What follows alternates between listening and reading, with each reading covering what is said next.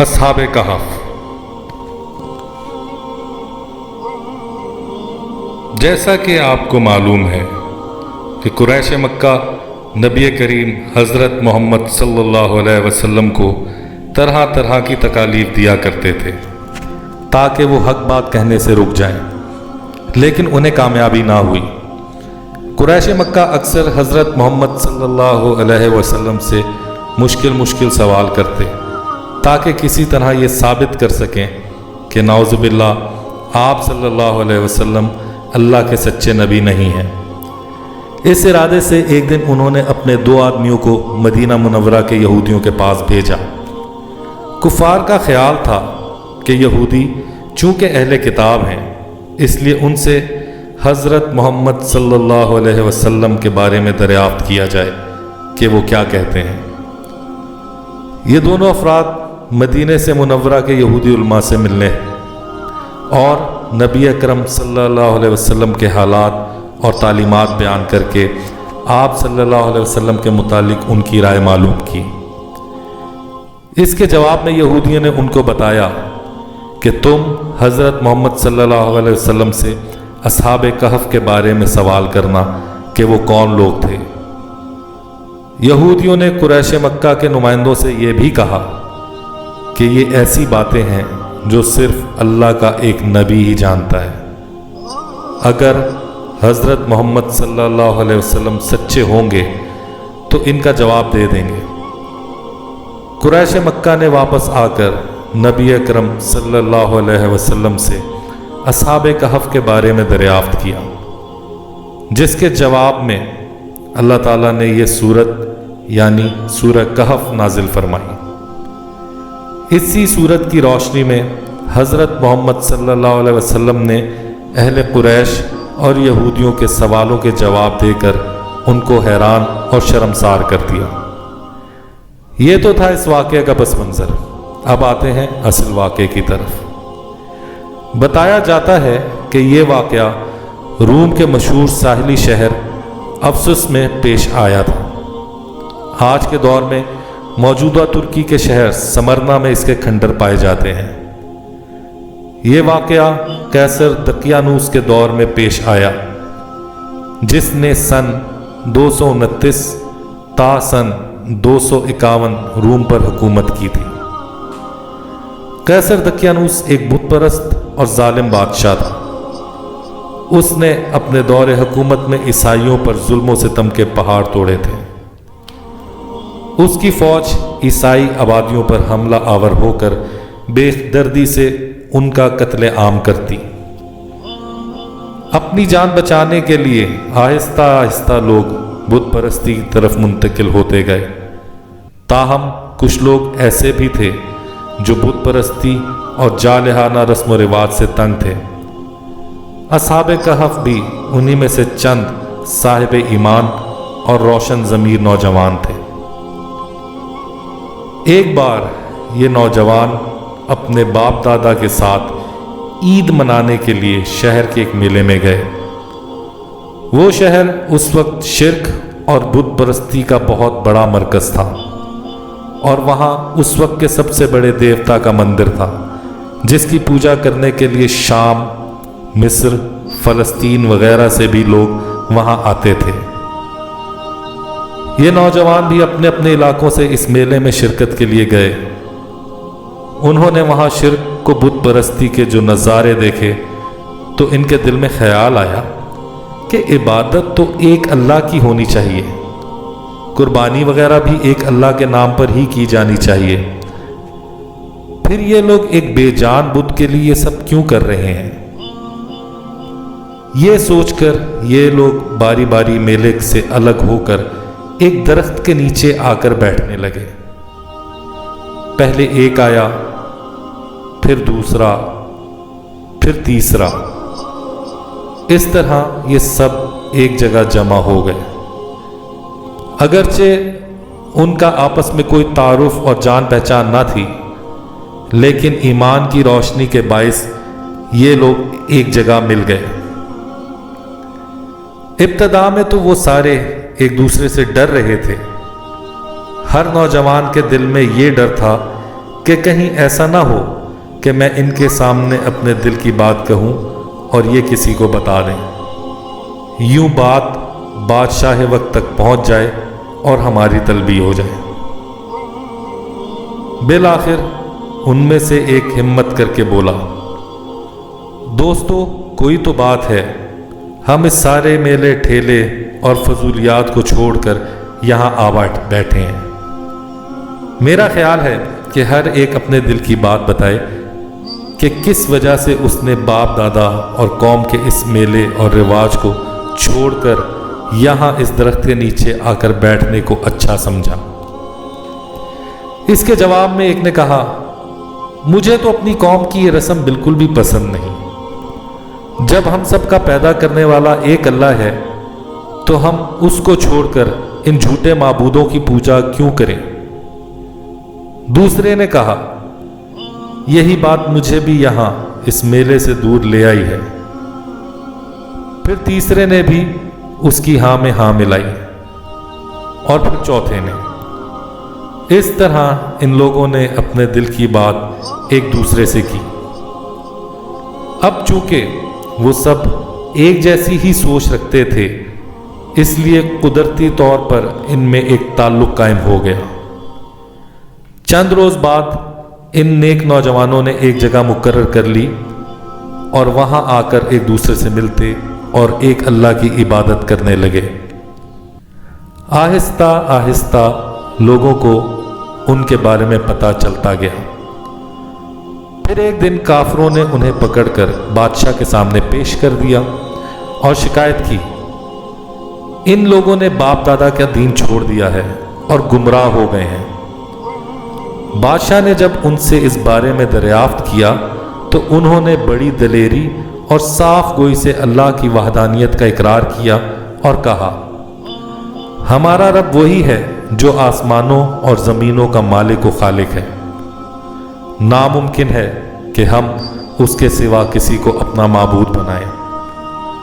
اب ہم سے یہ نہ ہو سکے گا کہ اس کے سوا کسی اور کو پکاریں، یہ نہایت باطل چیز ہے، ہم یہ کام کبھی نہیں کریں گے، یہ نہایت فضول حرکت اور جھوٹی راہ ہے۔ اس کے ساتھ ساتھ انہوں نے بادشاہ سمیت اس کے درباریوں کو بھی ایمان کی دعوت دے ڈالی۔ ان کی اس صاف گوئی اور دلیری سے بادشاہ بہت غضبناک ہوا اور کہا کہ اگر تم لوگ باز نہ آئے تو تمہیں سخت سزا دوں گا۔ نیک نوجوانوں نے جب محسوس کر لیا کہ اب وہاں رہ کر اپنے دین پر قائم نہیں رہ سکتے تو انہوں نے اپنے ماں باپ، رشتہ داروں اور دوست احباب کو چھوڑنے کا فیصلہ کر لیا۔ ایک دن وہ موقع پا کر اس بستی سے بھاگ نکلے۔ بادشاہ اور اس کی قوم نے انہیں بہت ڈھونڈا لیکن ناکام رہے۔ ادھر ان نوجوانوں کا معاملہ یہ ہوا کہ جب یہ بستی سے نکلے تو ایک کتا بھی ان کے ساتھ ہو لیا۔ یہ چھپتے چھپاتے ایک غار میں چھپ کر بیٹھ گئے۔ کتا بھی ان کے ساتھ ہی رہا۔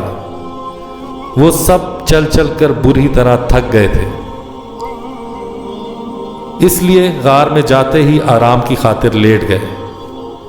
یہاں اللہ تعالیٰ نے ان پر ایک طویل نیند طاری کر دی اور وہ اپنے کتے سمیت آس پاس سے بے خبر سو گئے۔ وہ غار شمالاً جنوباً واقع تھا۔ اس طرح اس میں کسی بھی موسم میں سورج کی روشنی نہ پہنچتی تھی اور اندھیرا ہی رہتا۔ اگر کوئی فرد بھولے بھٹکے سے غار تک پہنچ بھی جاتا تو اس کو غار میں جھانکنے پر کچھ بھی نظر نہ آتا۔ پھر ایک خاص مدت کے بعد، جس کا شمار اللہ ہی بہتر جانتا ہے، اللہ نے ان سب کو ایک طویل نیند سے بیدار کیا۔ انہیں بالکل بھی اندازہ نہ تھا کہ وہ کتنی دیر تک سوتے رہے ہیں۔ بیدار ہونے کے بعد انہوں نے ایک دوسرے سے پوچھا کہ ہم کتنی دیر تک سوتے رہے ہوں گے۔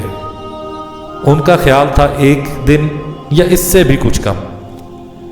بہرحال اب ان کو بھوک محسوس ہو رہی تھی۔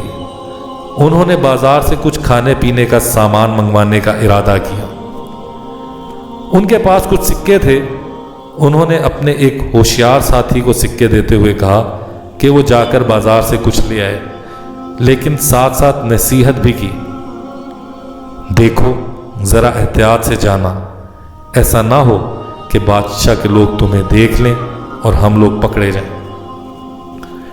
وہ نوجوان جب سکے لے کے بستی میں داخل ہوا تو اسے سب کچھ بدلا بدلا محسوس ہوا۔ آبادی تو ویسی ہی تھی، لیکن شہر کا نقشہ بدلا ہوا تھا۔ کچھ سمجھ میں نہیں آیا کہ کیا ماجرا ہے۔ اس کا خیال تھا کہ وہ سب ایک دن سے بھی کم مدت تک سوئے رہے تھے۔ اس نوجوان کو سب عجیب لگ رہا تھا۔ وہ ہمت کر کے رنگ برنگ لباس پہنے اجنبی لوگوں کو حیرت سے دیکھتے ہوئے آگے بڑھتا رہا۔ ایک دکان پر جا کر اس نے کھانے پینے کی کچھ اشیاء خریدی اور اپنے مطابق ان کی قیمت ادا کرتے ہوئے سکے دکاندار کو دے دیے۔ قدیم زمانے کے سکے دیکھ کر دکاندار حیران رہ گیا اور پوچھا، یہ سکے اس کے پاس کہاں سے آئے؟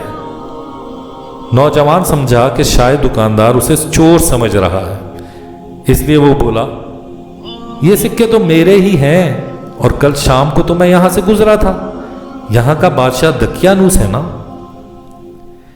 یہ سن کر تمام لوگ ہنسنے لگے اور اس نوجوان کو پاگل سمجھنے لگے کہ دقیانوس کو تو مرے ہوئے سینکڑوں سال گزر گئے۔ جب اس نوجوان نے اپنی بات پر اصرار کیا تو بالآخر اسے بادشاہ کے سامنے پیش کیا گیا۔ اس بادشاہ کا نام تیندوسس تھا اور وہ ایک نیک دل بادشاہ تھا۔ اس نوجوان نے اپنا سارا قصہ اسے کہہ سنایا۔ بادشاہ اس کی باتیں سن کر بے حد حیران ہوا۔ ایک بوڑھے درباری نے بادشاہ کے کان میں کہا، یہ تو شاید وہی چند نوجوان ہیں جن کے بارے میں ہم نے اپنے بزرگوں سے سنا تھا کہ وہ اپنا ایمان بچانے کے لیے کہیں روح پوش ہو گئے ہیں۔ آنن فانن یہ خبر سارے شہر میں پھیل گئی کہ دقیانوس کے دور میں جو نوجوان حضرت عیسیٰ علیہ السلام کے پیروکار تھے اور بت پرستوں کے خوف سے کہیں چھپ کر لوگوں کی نظروں سے دور ہو گئے تھے، وہ اب ظاہر ہوئے ہیں۔ بادشاہ کو بھی اپنے درباری کی یہ بات سچ لگی۔ اس نے نوجوان سے کہا کہ مجھے اپنے ساتھیوں کے پاس لے چلو۔ وہ نوجوان بادشاہ کو وہاں لے گیا، جبکہ بادشاہ کے ساتھ ساتھ ایک بہت بڑا ہجوم بھی ان نوجوانوں کو دیکھنے کے لیے ساتھ چل پڑا۔ غار کے پاس پہنچ کر اس نوجوان نے بادشاہ کا قافلہ روک کر اس سے کہا، اگر آپ اس شان و شوکت اور دبدبے کے ساتھ میرے ساتھیوں کے پاس جائیں گے تو وہ لوگ آپ سے ڈر کر کسی دوسری جگہ چھپ جائیں گے اور پھر آپ سے کچھ بھی بات چیت نہ کریں گے۔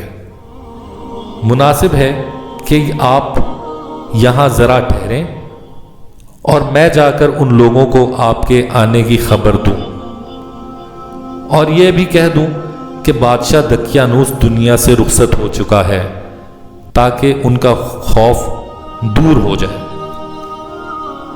بادشاہ کو اس کی بات سمجھ آ گئی اور قافلہ وہیں پہ روک لیا گیا۔ غار والوں کا ساتھی غار میں چلا گیا اور تمام احوال جو اس پہ گزرا تھا اپنے ساتھیوں سے جا کر بیان کیا۔ وہ لوگ کہنے لگے کہ ہمیں اب کھانے پینے کی کچھ حاجت نہیں اور ہم کو دنیا سے بھی کچھ غرض نہیں، ہم کو تو اپنے اللہ ہی سے کام ہے۔ یہ کہہ کر وہ لوگ پھر سے سو گئے۔ بعض روایات کے مطابق وہ لوگ اب تک سو رہے ہیں اور قیامت تک اسی طرح سوتے رہیں گے۔ بادشاہ اور اس کے ساتھی کافی دیر تک غار کے قریب انتظار کرتے رہے، لیکن وہ نوجوان واپس نہ آیا۔ پھر بادشاہ نے اس غار میں جانے کا ارادہ کیا، لیکن وہ اسے تلاش نہ کر سکا اور نہ ہی اسے پہاڑ میں داخل ہونے کا راستہ مل سکا۔ مایوس ہو کر بادشاہ اور اس کے ساتھی واپس چلے گئے۔ سورہ کہف کی ایک اور حوالے سے بھی افادیت ہے۔